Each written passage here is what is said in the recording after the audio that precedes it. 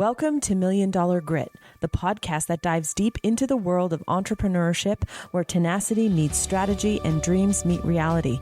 My name is Julie, and I explore the raw, often overlooked truths of what it takes to succeed in business and in life. It's not just about the glossy success stories, it's about the grit it takes to get there.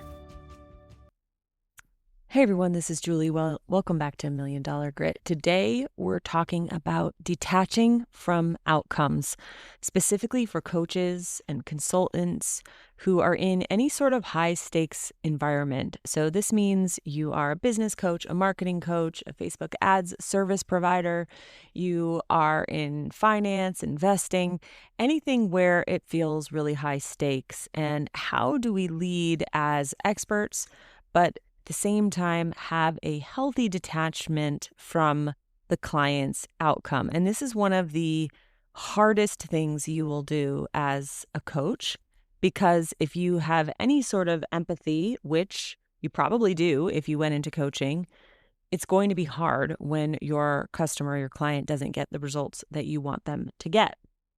So I'm going to go through 5 things that I think you should keep in mind as a way to set up a protocol so that you aren't burned out or exhausted or feel like you have PTSD when you open up your phone.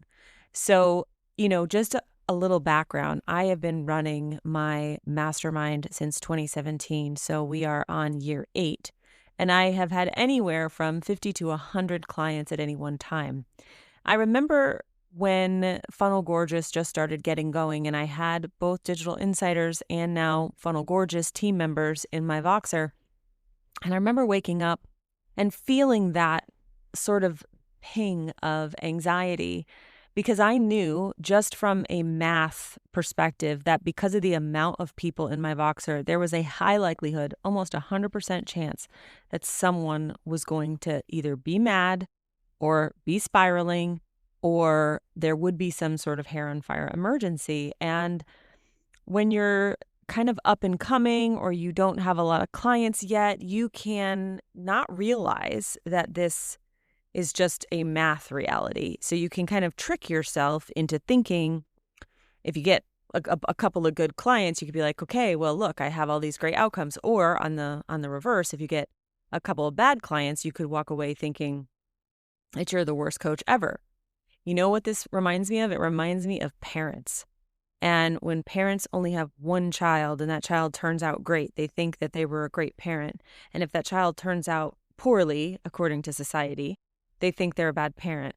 But it's only the parents who have 4 or 5 or 6 children that realize that there's a lot that's not in your control, that genetics play a huge role in whether a child grows into a successful adult. And so you tend to detach a little bit from the outcome and the success of your child, because you realize that while you are a steward of them, you are not responsible for the outcome.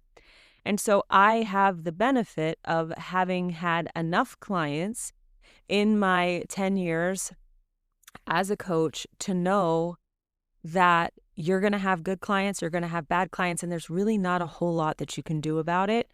And so detaching from outcomes becomes absolutely critical.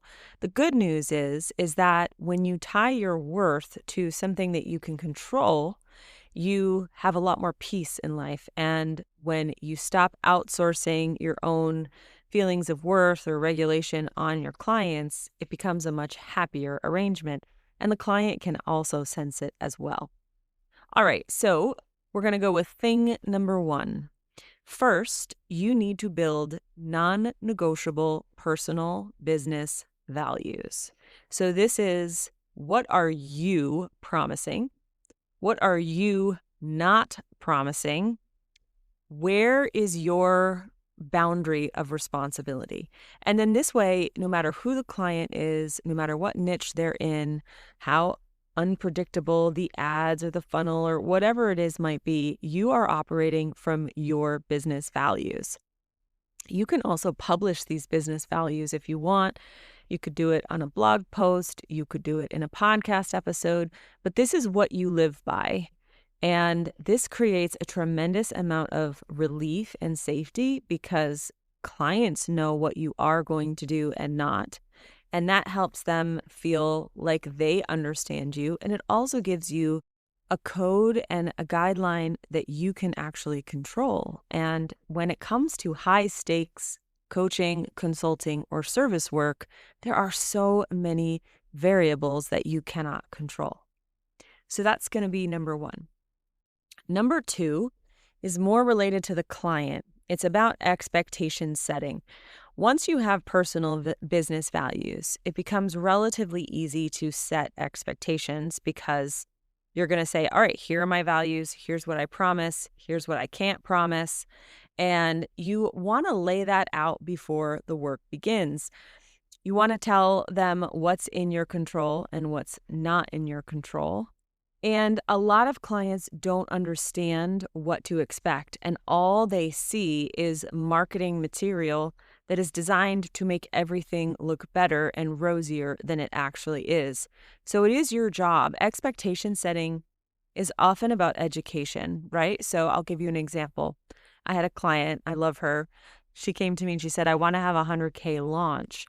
What do I have to do? How many do I have to sell of my product? And it was let's just say for the sake of math, it's a $2,000 product. I said, you have to sell 50 units.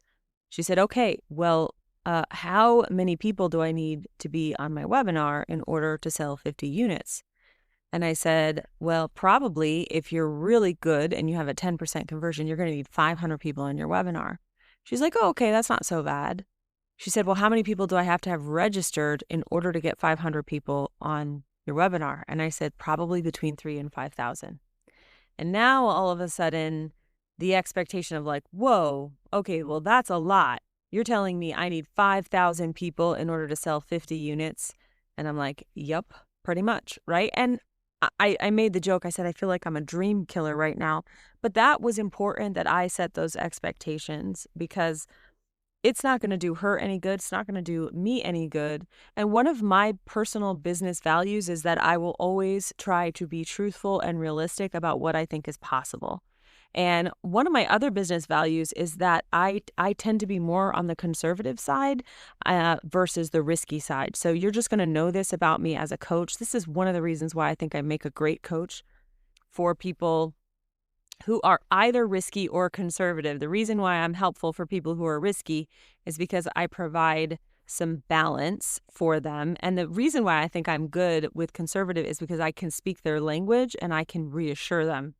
So I think I have a unique vantage point by being a conservative business coach. Anyway, so number one is your personal business values. Number two is your expectation setting with the client. Okay. Now, number three are boundaries. And we hear that word, it's a buzzword. Boundaries are basically working out the first two, right? So working out your personal values and also working out the expectations. And so boundaries are just the day-to-day execution of what you've already decided. This is where it's really difficult because if you have a nervous system that is a little fragile, or you are someone who doesn't like how pain feels, you don't like disappointing people, anything like that, it will be difficult to hold these boundaries. So let me give you an example. Let's say that you're listening to this and you're nodding your head and you're saying, okay, I have been really bad with this and I've got some clients who there's a lot of scope creep. They're expecting me to, read the stars about their outcomes, assure them of ROI, all of that stuff. So now you go and you sit down and you write out your business values and you write out your expectations. And you feel great, but now you actually have to go work it out in your boundaries. Oftentimes, people think that boundaries or something is broken if the person gets upset. The truth is that when people get upset, yes, of course, you could be doing something wrong, but in many cases, you're just actually exerting a boundary that was being breached and they're annoyed. So the actual evidence that you are walking in integrity with your expectations and your values usually leads to disappointed, angry customers. And so if that's something that you're scared of, it's going to be very difficult to hold up those boundaries. So again, if in your business values you say, that I am committed to answering messages once a day to the best of my ability, and you do that, and then someone sends you a message 4 hours later with an SOS, and you're feeling guilty or bad, this is the moment where you're going to need to put up that energetic boundary. And that boundary may anger that customer. And then you have to work hard to tell your brain that the customer being angry is not a sign that I did anything wrong. It's a sign that I held up my boundary. Okay? All right, number 4, I want you to recognize when you're being used. This is difficult to do because sometimes the client doesn't mean to. This is not just about, we all have hell stories about difficult clients that were really mean or didn't pay or charged back or, bad-mouthed you. And that's not what I'm talking about here. I'm talking about reasonably good clients, good people who don't recognize that they are putting emotional and energetic expectations on you that aren't realistic. And so this is not like, okay, you can't, work with that person, but it is your job to recognize when that's happening. And the thing is, if you try to insulate yourself from only clients that are perfectly, put together, you are going to have a very small client roster. So here are 3 ways that a client might be using you, and I'm going to call them red flags, but again, it's not that the client means to. The first is the magic 8 ball, and this is when a client is asking you what to do in a very well, what would you do if you were me? Now, if you are okay with that question, and I get this question all the time, I will answer it and I will say, listen, I'm not you and I can't make this decision for you, but if I were you, this is what I would do. A magic 8 ball client is someone who's going to take your advice and then maybe hold you responsible if it doesn't work. I had a client like this and she was like, well, I did what you said and it didn't work. And so that is where it sort of tips over into this red flag. The other way that the magic 8 ball client shows up is that they want you to predict the future. Well, what do you think is going to happen? And sometimes you can predict because you've got more experience, but other times, your prediction may be wrong as well. It's like an investor who says, well, I think you should invest in this stock, but you're going based on a hunch just as much as the client is going based on a hunch, though yours is more educated. So you have to be careful that you can answer all of those questions, but there needs to be an understanding that you are human, that you are not a magic 8 ball, and that you don't truly know the future. So that is one red flag you just want to be careful about. Just when you see that pop up, be careful to constrain your answer. The second red flag is the emotional regulator. This is the person who doesn't know how to handle difficult emotions. They spin out, they get angry, they get anxious, whatever it happens to be. And again, there's no issue if a client is angry or anxious and is coming into your messages or what have you to talk it through. But there's a difference between holding space for someone's emotions and feeling a level of responsibility to make those emotions go away. That is the difference. And so this actually isn't really about you finding clients who know how to regulate all their emotions. It's about you recognizing when a client is looking to you for emotional regulation and you holding the boundary. So let's give a real tangible example. Let's say that someone, I'm a business coach, someone is in the middle of a launch and they are spinning out because they're on day 3 and they're not getting sales and they invested a good chunk of money into ads and they are just feeling all kinds of regret. And they're spinning out in your messages. Okay. That in itself is not an issue. Okay. But the flag should go up because you, as the coach in a high stakes environment, need to be able to hold space for this person's emotions without feeling obligated to fix it.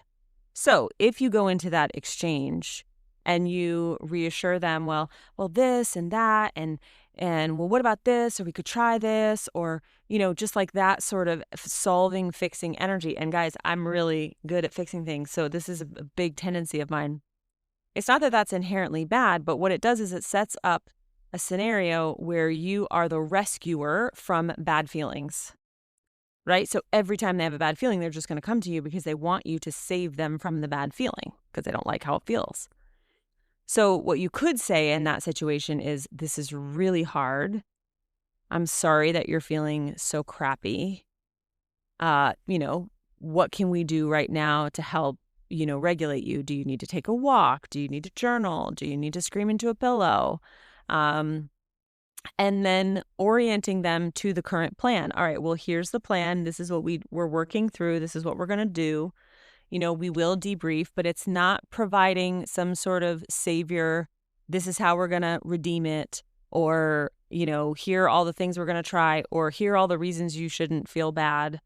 Because that puts you in a position of regulating someone else's emotions, and that can be very tiring over time. And then you tend to not want to talk to the client because you begin to resent that position. But keep in mind that you put yourself in that position. The client didn't put you in that position.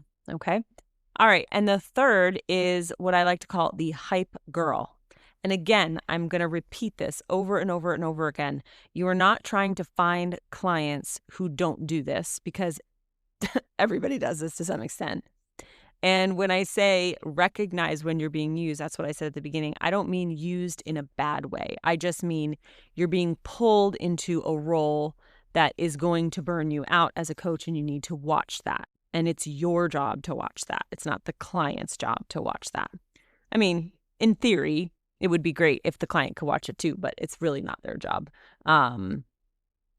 In the sense that it's not their job to make you feel better. It's your job to keep your energetic field clean. Okay, so the hype girl is the person who has lots of ideas, possibly neurodivergent, possibly not, but they are constantly bouncing from idea to idea to idea, shiny objects, little dopamine-fueled chaos, if you will.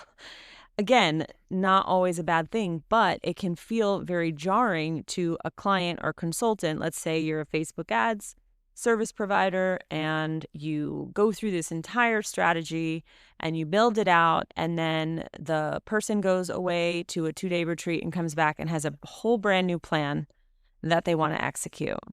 And so then you go and do that. And then 3 days later, it's not working, so they want to can that. They want to go back to the original one. Right? This can feel like your job is to just be their cheerleader, their hype girl, their monkey doer, right? Like you gotta jump from thing to thing to thing. It's not your job to accompany them on all of their pivot plans. Okay. And so you need to have strong boundaries of and obviously if you're doing work for people, so like in the example of the Facebook ads coach, if you're actually doing the ads for them, you're going to have to charge every time they want to change, right? That needs to be set clearly in your expectation setting, right? Which was number 2. And then you have to hold to that, which is number 3, the boundaries. But if you're just a coach or a consultant and you don't actually have to do the work, you're just talking about it, there's a couple things you can do.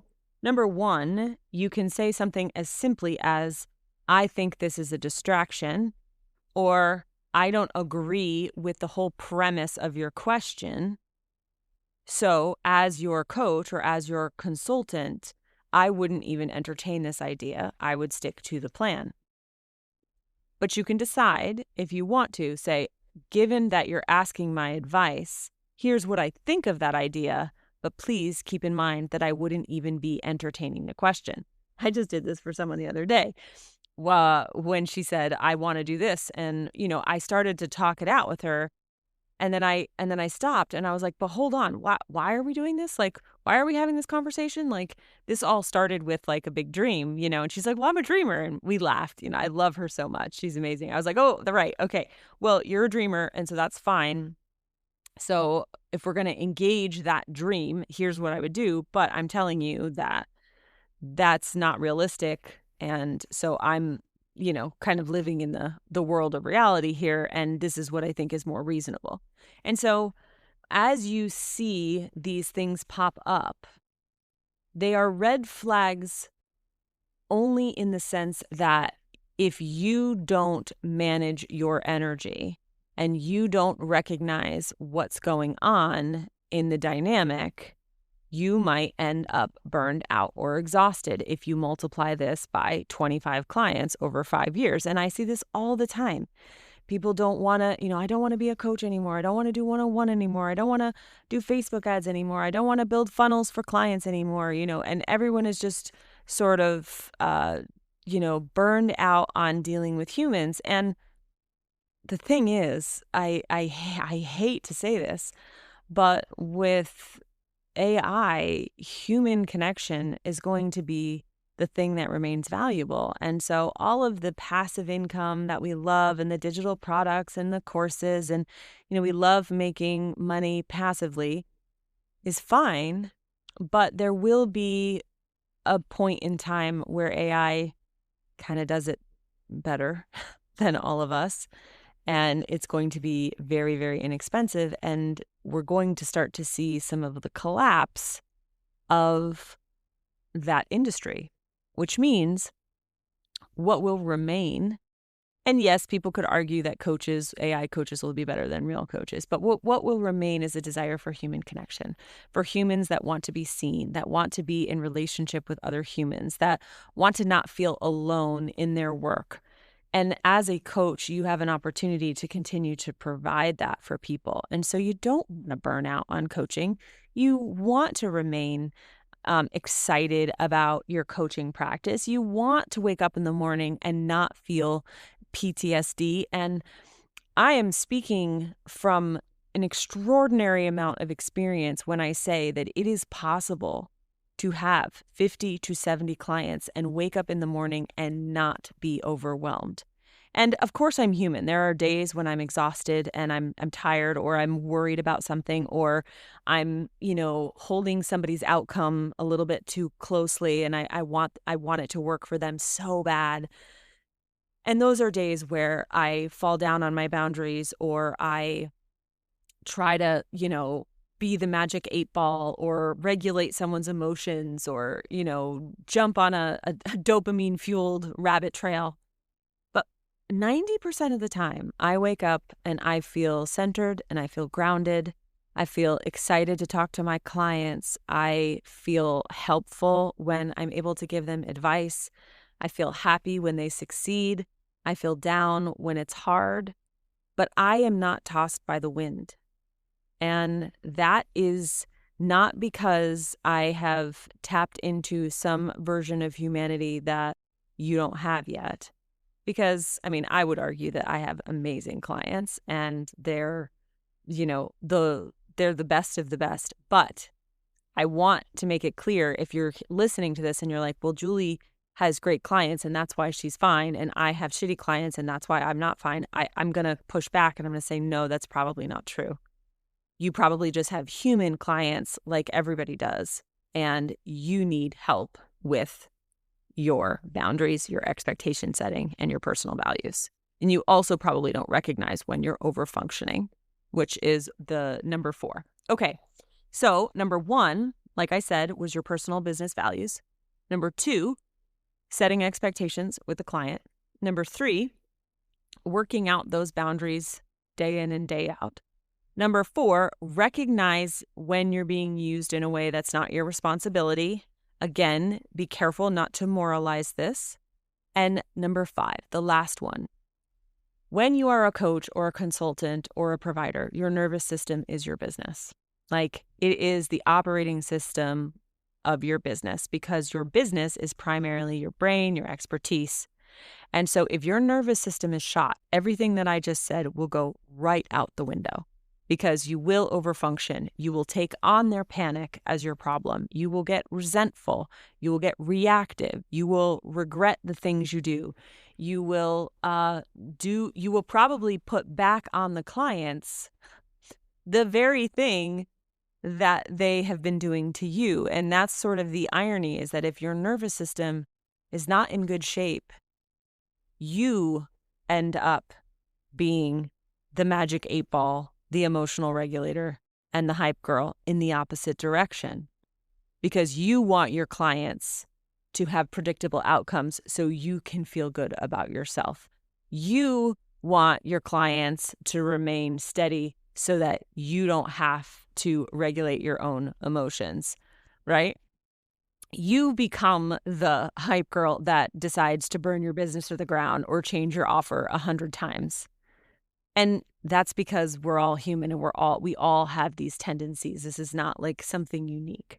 And so if your nervous system is not functioning well, you absolutely need to get your nervous system in tip-top shape.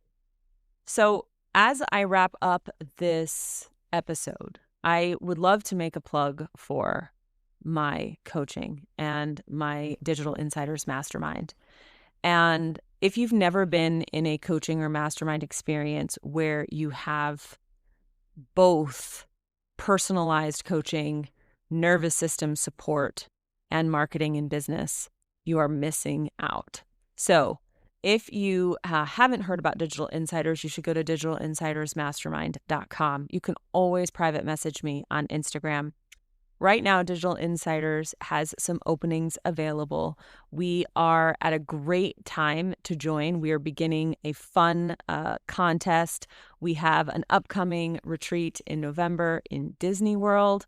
And of course, when you join Digital Insiders, you don't only get a mastermind, you also get private one-on-one coaching from me, from my head coach, Helen, who is focused extremely on nervous system support, trauma-informed coaching, and you also get access to one of my tech wizards, Nuno. And so you get 3 personal private one-on-one coaches for your investment into Digital Insiders, plus the events, the content, the group, all of that fun stuff. There's a million things. So if this has resonated with you, if you are a coach, a consultant, or a service provider, and you are nodding your head going, I need help with this, I would love to coach you. I think that experiencing me as a coach and then also my support in helping you work through these 5 things along with my fellow coaches would be really powerful. So you can go to digitalinsidersmastermind.com. Hope you have a great day. And there you have it, folks. Another dose of $1 Million Grit. I hope today's episode has left you feeling inspired, equipped, and ready to face your own entrepreneurial journey with resolve. Remember, until next time, embrace the struggle, harness your grit, and keep pushing forward. You're stronger than any challenge you face. I'm Julie, and this has been $1 Million Grit.